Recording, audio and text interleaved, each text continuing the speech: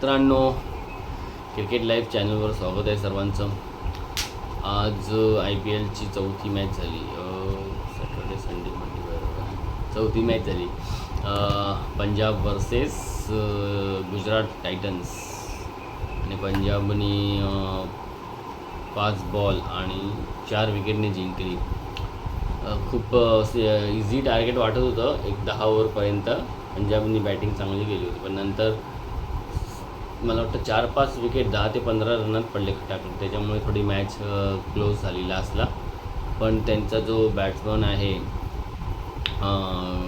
काय त्याचं नाव, ऑस्ट्रेलियन जो आलेला वन डाऊन, कॉनली खूप मस्त इनिंग खेळला. मॅच्युअर्ड इनिंग होती. जास्त जिथे पाहिजे रिस्क होती तिथे त्यांनी रिस्क घेऊन 6-4 मारले. बाकी सिंगल डबल त्यांनी मस्त एंडपर्यंत घेऊन गेला. असं प्रेशर घेतलं नाही किंवा विकेट जातात आहे तर आपण फटाफट रन करायला गेला नाही, आरामात खेळला. तर मस्त गुड मॅच्युअर्ड इनिंग होती. मॅन ऑफ दी मॅच त्याला द्यायला पाहिजे. नाहीतर वैशाख करून जो बॉलर आहे त्यांनी लोकांनी पण डेप्थला मस्त त्यांनी लास्टच्या 2 ओव्हर चांगल्या टाकल्या. त्याच्यामुळे स्कोअर GTचा 160 पर्यंतच जाऊ शकले, जास्त गेली नाही. आज जर स्कोअर 175 असताना तर मॅच अजून जास्त क्लोज टफ किंवा चान्स होता GTला जिंकण्याचा. पिच थोडंसं हे होतं, फास्टर बॉलरला जरा थोडंसं काय बोलतात त्याला, बाउन्स होता, स्लो होता थोडंसं. आणि जेवढं फास्ट टाकलेलं तेवढं बॅटवर चांगलं होतं, पण स्लो बॉल टाकला ना तर टाईम नाही होत होता. आणि त्या स्लो बॉलवरच बहुतेक विकेट गेले GTचे. पण कॉमेंटेटर पण सांगत होतं किती 1/3% बॉल त्याला कोणी स्लो टाकले पंजाबवाल्यांनी, आणि त्याच्यात त्यांना विकेट पण मिळाली. चहलचा कमबॅक चांगला झाला. गेल्या IPLला त्याला चान्स पण खूप कमी मिळालेले प्लेइंग 11मध्ये, पण ह्या पहिल्याच मॅचमध्ये खेळला आणि चांगला इम्पॅक्ट टाकला. त्यांनी 4 ओव्हर्समध्ये 28 रन्स देऊन 2 विकेट घेतले. त्या वैशाखनी पण मला वाटतं 4 ओव्हर 36 वगैरे रन देऊन 3 विकेट घेतले. तर ओव्हरऑल बॉलिंग चांगली गेली पंजाबवाल्यांनी सर्वांनीच. हर्षदीपला जरा रन गेले. बाकी पंजाबकडून बॅटिंग पण प्रभ सिमरननी चांगले खेळला. 39 केले काहीतरी 27 बॉलमध्ये. त्याच्यानंतर हा जो कॉनली होता तो चांगला खेळला. श्रेयस अय्यरला स्टार्ट चांगला मिळालेला, पण एक सॉफ्ट डिसमिस पायावरचा बॉलला फ्लिक करायला गेला आणि सरळ हातात मारून बसला. त्याच्यानंतर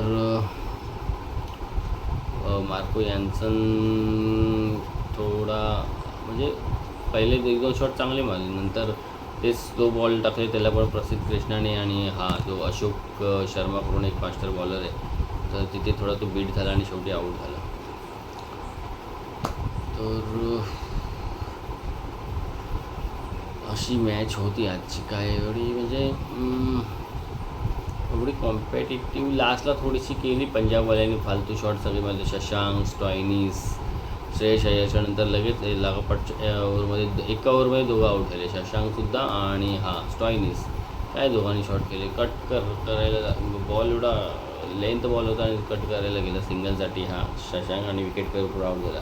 आणि स्टॉयनिसने तर फास्ट बॉल होता आणि चांगला गाईड चांगला केला. आणि त्यांनी पण तेवढा बॉल फास्ट येत नव्हता बॅटवर पण, आणि तिकडे थर्ड मॅनला प्लेअर असताना तिला इझी कॅच दिला, तर ते विकेट फटाफट गेले तिकडे जरा प्रेशरला.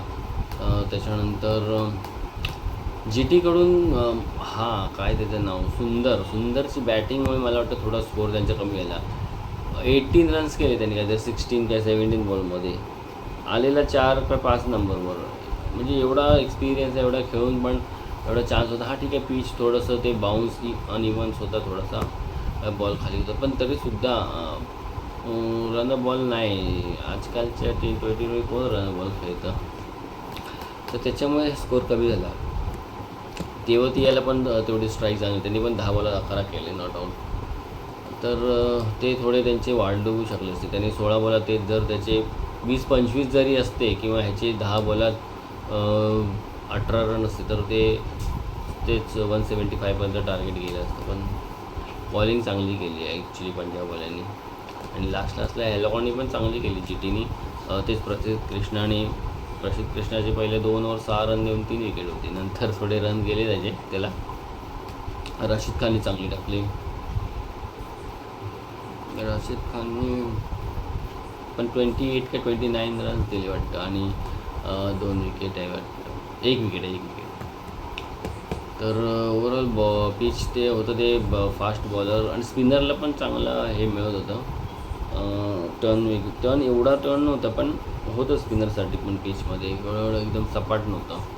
आणि फास्टरला तर होतं. फास्टर पण जेवढा फास्टर बॉलर फास्ट टाकत होता तेवढा त्याला रन्स जात होते. रबाडाला रन्स गेले, हर्षदीपला रन्स गेले, पण ज्या बॉलरने स्लो टाकला त्या लोकांना विकेट मिळाले. मार्को यॅन्सननी पण स्लो बॉलवर विकेट घेतले.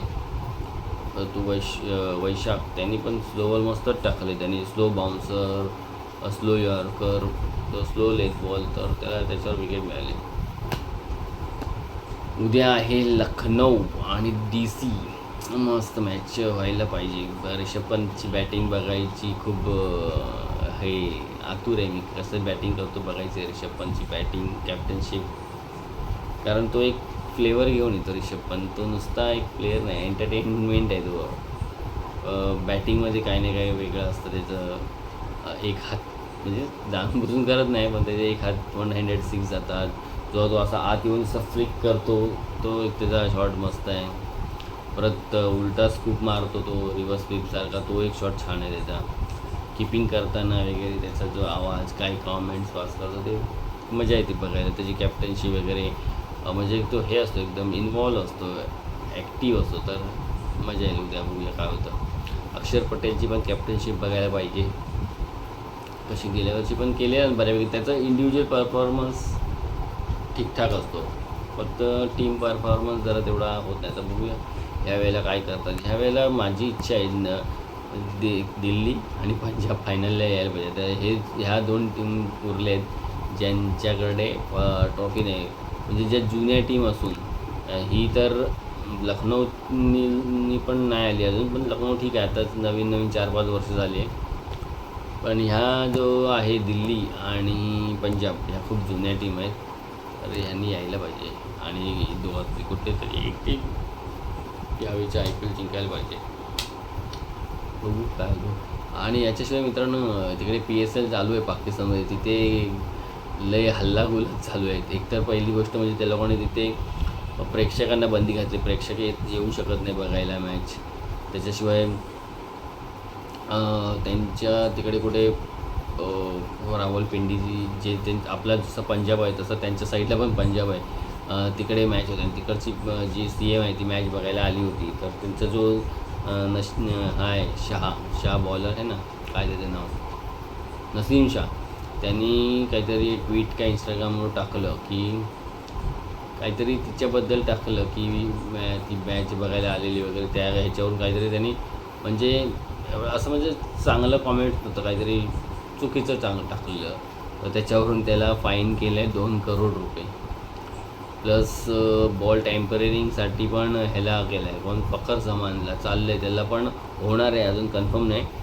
बॉल काहीतरी त्यांनी म्हणजे चुकीच्या पद्धतीने हाताळला त्याचं. आणि शाहीनशाह आफ्रिदी त्याचं पण नाव इथं आहे. प्लस शाहीनशाह आफ्रिदी आणि काय तो सिकंदर रजा, या लोकांनी त्यांचे काहीतरी रूल असतात. म्हणजे हे लोक बाहेर कोणाला भेटायला जाऊ शकत नाही आणि बाहेरचे व्यक्ती ह्या लोकांना भेटायला येऊ शकत नाही. प्रोटोकॉल त्या लोकांनी तोडले. त्याचे सिकंदरचे कोण मित्र वगैरे काहीतरी रात्री उशिरा स्वतः शाहीनशाह आफ्रिदी बाहेर गेला हॉटेलच्या, त्या लोकांना घेऊन आला, कारण सिक्युरिटी परमिशन देत नव्हती. तर त्या संदर्भात देखील त्यांचं इन्व्हेस्टिगेशन चालू आहे आणि त्याच्यावर 10 लाख बहुतेक शाहीनशाह आफ्रिदीला फाईन होणार आहेत, प्रोटोकॉल हे केले म्हणून. तर हे असं सगळं त्यांचं वादविवादाचं सगळं चालू आहे.